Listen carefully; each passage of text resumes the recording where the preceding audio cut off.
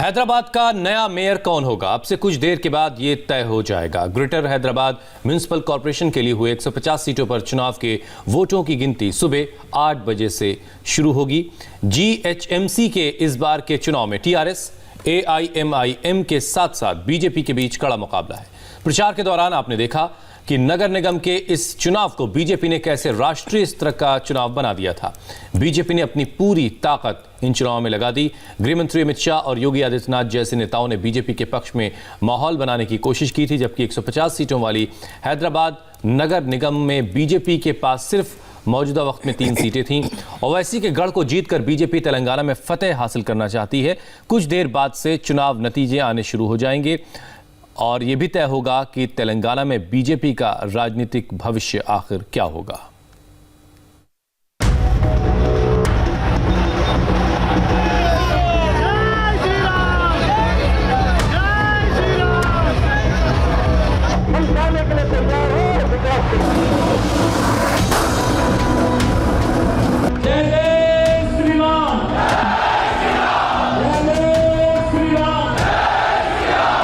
इलाहा इल्लल्लाह मुहम्मदुर रसूलुल्लाह, ला इलाहा इल्लल्लाह मुहम्मदुर रसूलुल्लाह, ला इलाहा इल्लल्लाह मुहम्मदुर रसूलुल्लाह। हैदराबाद में जनता ने तय कर लिया है कि उसे कैसा मेयर चाहिए, उसे कैसा पार्षद चाहिए। बस कुछ घंटे बाद यह तय हो जाएगा कि हैदराबाद में विकास की चाबी ओवैसी बंधुओं को एक बार फिर से मिलती है या फिर हैदराबाद में बीजेपी जीत की नई कहानी लिखेगी। नगर निगम की 150 सीटों के लिए वोट डाले गए। इन 150 सीटों पर पड़ने वाला एक एक वोट यह तय करेगा कि दक्षिण भारत में बीजेपी का राजनीतिक भविष्य क्या होगा। हैदराबाद में ओवैसी का गढ़ कहीं हिल तो नहीं जाएगा। साल 2023 में तेलंगाना विधानसभा के चुनाव होने हैं। इन चुनावों से यह भी तय होगा कि दक्षिण भारत में कर्नाटक के बाद तेलंगाना में बीजेपी का मुख्यमंत्री होगा या नहीं। इसके अलावा तेलंगाना से लगने वाले आंध्र प्रदेश के राज्य में बीजेपी के वोटों का आधार बढ़ेगा या नहीं। मैं आपको हैदराबाद की जनता को भरोसा दिलाना चाहता हूं कि हम हैदराबाद को नवाब निजाम कल्चर से मुक्त होकर एक मिनी इंडिया बने ऐसा शहर बनाने की दिशा में आगे बढ़ेंगे। निजाम कल्चर को त्याग कर एक आधुनिक शहर बने, इस प्रकार का हम हैदराबाद को बनाए। अगर हैदराबाद के नगर निगम चुनाव में जनता बीजेपी के वादों पर एतबार कर लेती है तो हैदराबाद में ओवैसी बंधुओं को जोर का झटका लगेगा। ओवैसी की पार्टी ने इस बार चुनाव में पूरी ताकत लगा दी थी। हैदराबाद के सांसद असदुद्दीन ओवैसी खुद मोटरसाइकिल पर बैठकर वोट डालने के लिए आए थे, गली गली रैली कर रहे थे।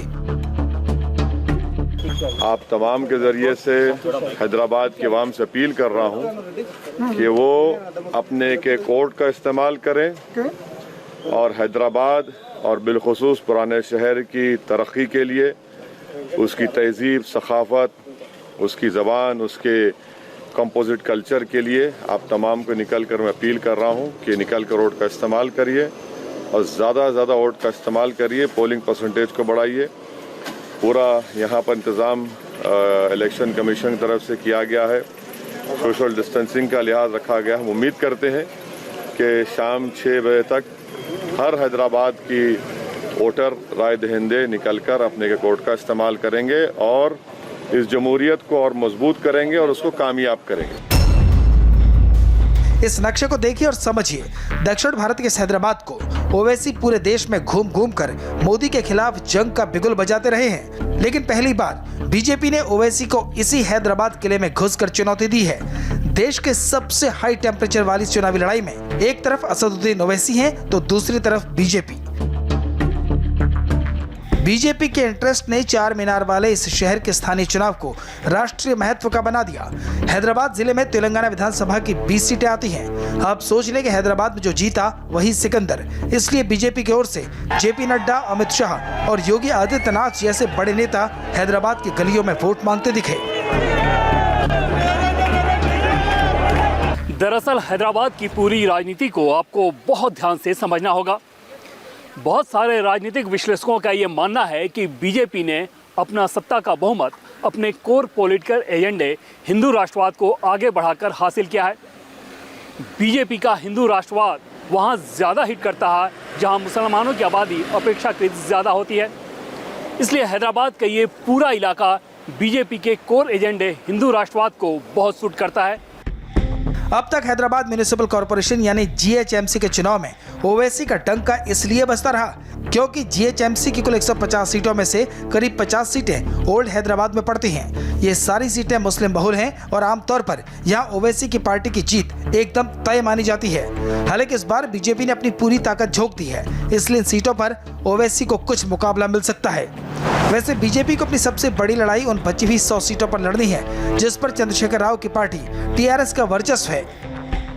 पिछली बार 2016 में ग्रेटर हैदराबाद नगर निगम चुनाव के परिणाम पर गौर कीजिए तो पता चलेगा कि यहाँ का समीकरण क्या था। चुनाव में सबसे बड़ी पार्टी बनी के चंद्रशेखर राव की टीआरएस, जिसको 99 सीटों पर जीत मिली। ओवैसी की पार्टी दूसरी सबसे बड़ी पार्टी बनी, जिसको 44 सीटें मिली। 3 सीटों के साथ बीजेपी यहाँ तीसरे नंबर की पार्टी थी।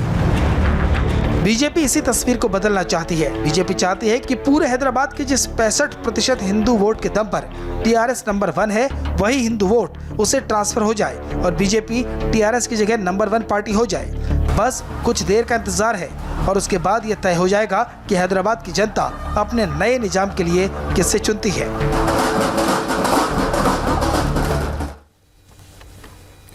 तो कुछ ही वक्त के बाद नतीजों के आने की शुरुआत होगी, लेकिन उससे पहले हैदराबाद का जो वोटर है वो क्या सोच रहा है, कौन मेयर होगा, इसको लेकर क्या बातें हो रही है। हमारे साथ टी राघवन हमारे संवाददाता सीधे इस वक्त जुड़ चुके हैं। राघवन, 8 बजे के आसपास वोटों की गिनती की शुरुआत होगी, लेकिन उससे पहले कैसी गुजरी हैदराबाद की रात, किस तरह की बातें हो रही लोगों के बीच, क्योंकि बहुत ही हाई प्रोफाइल चुनाव रहा इस बार का। एक नगर निगम का चुनाव कैसे राष्ट्रीय स्तर पर पहचान उसने हासिल की, इतने बड़े पैमाने पर चुनाव प्रचार हुआ, लेकिन वोटिंग टर्नआउट जो था परसेंटेज, उसने कुछ बहुत खास उत्साह नहीं दिखाया। तो क्या बातें हो रही हैं पिछले 1-2 दिन से वोटिंग के बाद से? जी बिल्कुल हुसैन, जिस तरह से बीजेपी ने एक हाई प्रोफाइल प्रचार यहाँ पर किया है, जाहिर तौर पर असदुद्दीन ओवैसी जो एआईएमआईएम के मुखिया हैं और केसीआर जो टीआरएस के मुखिया हैं, दोनों की धड़कनें ज़रूर बड़ी होंगी। बड़ा सवाल यह है कि क्या बीजेपी, 2 सवाल जिस पर सब लोगों की नज़रें हैं, क्या बीजेपी इन चुनावों के बाद अपने वोट शेयर्स को बढ़ा लेगी, उनका वोट का अनुपात यहाँ पर बढ़ेगा, और क्या बीजेपी अपना मेयर बना सकती है। 2 चीज़ों के जवाब जो राजनीतिक पंडित हैं उनका ये साफ साफ मानना है कि जिस तरह का चुनाव प्रचार बीजेपी ने यहाँ पर किया है, जाहिर तौर पर पिछली बार उनकी 3 सीटें थी, बाद में एक और सीट जुड़ गई, 4 सीटें टोटल थी। इस बार जरूर उनकी सीटों की संख्या में बढ़ोतरी होगी, लेकिन इससे बड़ा सवाल क्या बीजेपी अपना मेयर बना सकती है, इसको लेकर सबके मन में डाउट है। क्योंकि अगर बीजेपी को अपना मेयर यहाँ पर बनाना है हुसैन, तो 150 सीटों में से कम 98 सीटें बीजेपी को जीतनी होगी। वो क्यों होगा हम आपको बताएंगे। उससे पहले आप ये भी समझ लें कि जो एआईएमआईएम है वो ओल्ड सिटी में पूरी तरह से मजबूत है, उसका किला बिल्कुल मजबूत है, क्योंकि वो मुस्लिम बाहुल्य इलाका और वहाँ पर बीजेपी के लिए जीत हासिल करना आसान नहीं है। एआईएमआईएम 51 सीटों पर लड़ रही है, पिछली बार 44 सीटें जीती थी और इस बार भी ऐसा माना जा रहा है कि कमोबेश एक आध कम हो सकती है, एक ज़्यादा भी हो सकती है। उससे ज़्यादा एआईएमआईएम को कोई डैमेज यहाँ पर होता हुआ दिख नहीं रहा है। अब असली लड़ाई बाकी बची हुई सीटों पर है, जिसमें बीजेपी का सीधा मुकाबला टीआरएस के साथ है। अब टीआरएस के लिए पिछली बार उनके पास 99 सीटें थी, एक टीडीपी का कॉर्पोरेटर उनके साथ आ गया था, 100 सीटें हो गई थी। लेकिन यहाँ पर एक्स ऑफिशियो सीट्स भी बहुत ज़्यादा मायने रखती है हुसैन। जब मेयर के इलेक्शंस होते हैं, ऐसी 52 सीटें यहाँ पर एक्स ऑफिशियो सीट्स हैं, जिसमें यहाँ के जो इलेक्टेड एमपीज, एमएलएज, एमएलसीज होते हैं, इसमें से तकरीबन 38 सीटें टीआरएस के पास है, 7 सीटें उसमें कम हो जाएगी क्योंकि उन्होंने अलग अलग कॉर्पोरेशन में ऑलरेडी अपना वोट डाल चुके हैं। तो करीब 31 सीटें टीआरएस के पास है, 10 सीटें एमआईएम के पास है और सिर्फ 2 सीट जो है, माफ़ कीजिएगा, हाँ 2 सीट बीजेपी के पास है और 1 सीट कांग्रेस के पास है। ऐसे में अगर टीआरएस 65 से 70 सीटें भी यहाँ पर जीतती है, जिसका अनुमान यहाँ पर लगाया जा रहा है तमाम एग्जिट पोल्स में जो रीजनल चैनल से 70 आप एक अच्छा आंकड़ा बता रहे हैं। इस हिसाब से तो आप ये कहना चाह रहे हैं कि जिन 50 सीटों पर एआईएमआईएम स्ट्रांग है वहां पर वो सीटें ले जाएगी, तो यानी टीआरएस के खातों में तो आप कुछ भी नहीं दे रहे। मैं आपसे दोबारा इस पर और चर्चा करूंगी, लेकिन हैदराबाद में वोटों की गिनती सुबह 8 बजे से शुरू होगी। लेकिन तेलंगाना में बीजेपी के कद्दावर नेता और सांसद अरविंद धर्मपुरी ने पार्टी की जीत का दावा किया है। धर्मपुरी का कहना है कि हैदराबाद में पहली बार कमल खिलने वाला है। तेलंगाना के कद्दावर नेता और सांसद अरविंद धर्मपुरी हमारे साथ जुड़ रहे हैं। अरविंद जी, एक बहुत बड़ी लड़ाई आप लोगों ने लड़ी, अब फैसले का वक्त है, कितनी उम्मीदें? बिल्कुल, हमें तो पूरा विश्वास है कि हम सबसे बड़ा पार्टी उभर के आएंगे और मेयर भी हम अपने बल पर मेयरशिप भी जीतेंगे। जिस तरह का कैंपेन आप लोगों ने किया था, जिस मैसिव स्केल पर आपने कैंपेन किया था, क्या आपको लगता है कि उस कैंपेन ने आपको इफेक्ट दिया? क्या उसका फल आपको मिला? जितने बड़े बड़े नेताओं को आपने यहाँ पर बुलाया था। जी बिल्कुल मिला। योगी जी आए, अमित भाई आए, नड्डा जी आए और सबसे ज़्यादा मोदी जी पोलिंग के बाद शायद एक दिन बाद हमारे अध्यक्ष पंडित संजय कुमार जी से बात करके अप्रिशिएट भी किया। तो ये सब एक हम जैसे पहली बार जो संसद बन के आए हैं, तो हम सभी को ये बड़े नेता इधर इन्वॉल्व होके कैंपेन करना और हमारा विश्वास बढ़ाना, ये सब हमारे लिए फ्यूचर के लिए बहुत अच्छी बात है। This really motivates us. Raghavan, motivating तो बहुत ज़्यादा इनकी स्पीच रही है और आपके साथ जो इनकी बातचीत रही है उससे समझ में आता है, लेकिन आप जो बात कह रहे हैं कि 100 सीटें जहां पर टीआरएस बढ़त में दिखाई देती है वो अब बीजेपी के खाते में आ सकती है, इसके पीछे बुनियाद क्या है?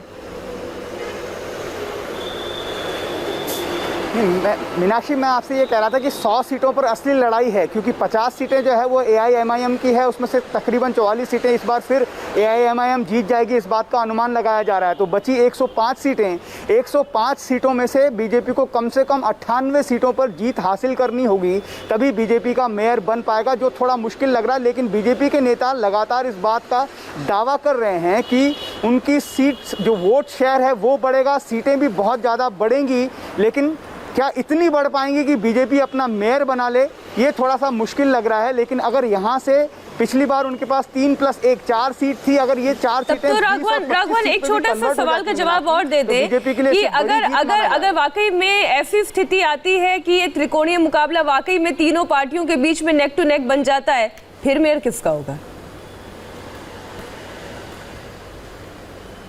जी बिल्कुल, देखिए फोटो फिनिश ये होगा ऐसा अनुमान सब तरफ से लगाया जा रहा है। टीआरएस की भी यही दिक्कत है कि अगर मामला एकदम नेक टू नेक हो गया तो क्या होगा। ऐसे में बहुत जाहिर सी बात है कि टीआरएस और एमआईएम मिलकर यहाँ पर मेयर बना लेंगे, ये पहले भी यहाँ पर हो चुका है। और ये जो पोस्टरिंग हुई थी कि हमारा दोस्त नहीं है एआईएमआईएम, असदुद्दीन ओवैसी के साथ हमारी दोस्ती टूट गई थी, वो सिर्फ इसलिए और इसलिए, लेकिन राघवन हिंदू वोटों का ध्रुवीकरण दरअसल बात सिर्फ में न हो जाए। अगर ऐसा कोई दरअसल बात सिर्फ मेयर की नहीं है, नतीजे जरूर आएंगे हैदराबाद नगर निगम के। दरअसल जानकार ये कह रहे हैं राघवन कि ये एक तरह का प्रयोग था जिसमें बीजेपी अपनी पसंद का विपक्ष चाहती है और उसे एमआईएम ही चाहिए। वो प्रयोग जो बिहार में एक कामयाब रहा, उसका एक दूसरा ट्रायल उन्होंने हैदराबाद नगर निगम में बीजेपी ने किया, ऐसा जानकार कहते हैं। और जिस तरीके की सीट बीजेपी की वहां दिखेगी, उसको उस तरीके से फिर हम बंगाल में बीजेपी इंप्लीमेंट करेंगी। इसको लेकर के जो इस परिप्रेक्ष्य में जो राजनीति को समझने वाले लोग हैं वो कह रहे हैं कि उसका दरअसल भविष्य यहां हैदराबाद निगम के चुनाव के नतीजों से तय होगा। जी बिल्कुल हुसैन, टीआरएस भी इस बात को अब कहने लगी है, क्योंकि पहले सिर्फ कांग्रेस की तरफ से हमने देखा था, बाद में महागठबंधन के लोग जो बिहार में कहते थे कि बी पार्टी है, लेकिन अब टीआरएस भी ये कहने लगी है जो दोस्त है एमआईएम की कि वो बीजेपी की बी पार्टी। बड़ी कह सकते हैं कि सोची समझी रणनीति है बीजेपी की कि असदुद्दीन ओवैसी को इतना बड़ा मुसलमान लीडर बनाया है देश का, ताकि बंगाल में भी अगर वो जाएँ तो जाहिर तौर पर वहाँ पर ममता बनर्जी के वोट वो काटेंगे, साफ साफ इसमें कोई दो राय नहीं है, और वहाँ पर बीजेपी को अपना ग्राउंड और मजबूत करने के लिए जगह मिलेगी। हो सकता है कि ये जो यहाँ पर हाई डेसिबल कैंपेन इसलिए किया गया है एक मुस्लिम बाहुल्य शहर में, ताकि असदुद्दीन ओवैसी को कद को और ज़्यादा बढ़ाया जा सके, जिसका फायदा बंगाल में बीजेपी को हो, इसमें कोई दो राय नहीं है, सब लोग मानते हैं। और ग्राउंड पर भी ये रियलिटी दिखती है। बीजेपी के बड़े बड़े नेता तेलंगाना के जो ऑफ द रिकॉर्ड बात करते हैं वो भी इस बात से मानने से इनकार नहीं करते हैं कि हाँ ऐसा संभव है। तो चलिए राघवन, 8 बजे से जब नतीजे आने शुरू होंगे तो ये प्रयोग कितना कामयाब रहा ये वक्त तय कर देगा। कि जिस तरीके से चुनाव प्रचार हुआ नगर निगम जैसे चुनाव में, उसने बताया कि ये राष्ट्रीय मुद्दों को उठाया गया। हाँ, ऐसा लगा जैसे राष्ट्रीय स्तर का कोई चुनाव हो रहा है। बहुत बहुत शुक्रिया राघवन, हम दोबारा लौटेंगे आपके पास जैसे ही नतीजों के आने की शुरुआत होगी।